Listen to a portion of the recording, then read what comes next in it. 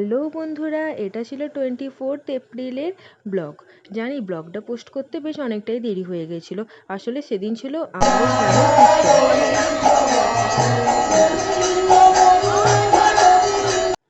আর এই কীর্তনকে কেন্দ্র করে এখানে একটা মেলাও বসেছিল। বাবারি বাবারি, এই গরমে মেলাতে যে কি ভিড় কি বলবো, মানে একটা দোকানও তো আমি ঘুরে দেখিনি। আর মেলাতে যাবো আর খাওয়া দাওয়া করবো না সেটা তো হতেই পারে না, তাই টুকটাক চুটুর পুটুর মা আর আমি কিছু খেলাম। তারপর দেখলাম এই কানের দোকানটা একটু ফাঁকা রয়েছে, তাই ভাবলাম একটু ঘুরে দেখি। মেয়ে তো যতই হোক কানের দোকান দেখলে তো মনটা ওদিকেই যায়। কিন্তু এই বছর মানে একদম রেকর্ড, আমি কিন্তু মেলাতে কিচ্ছু কেনাকাটা করিনি। তারপর একটু এই যেখানে সমস্ত রাইডসগুলো ছিল ওখানে একটু ঘুরতে এসেছিলাম দেখার জন্য যে কী কী বসেছে।